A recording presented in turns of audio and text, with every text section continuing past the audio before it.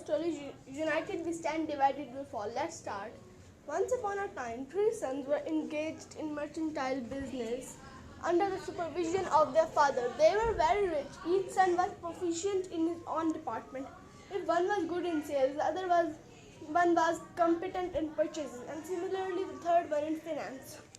Unluckily, one day the father got bedridden, and the son decided to divide the business under the fallacy that each of them were experts in their own way and can handle their individual businesses solely.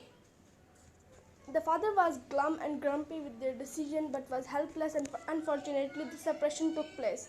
As a result, three of them became each other's competitors.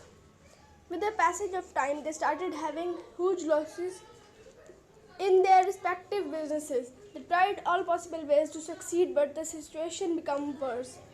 Then they came to their father for a piece of advice. The father said, when you all were doing the business jointly, the business ran successfully, but it was not any one of you responsible for the success of the business. Rather, traits of all three of you put together made the business successful. The son realized their mistakes and got reunited. So we conclude that disunity always ruins. Thank you.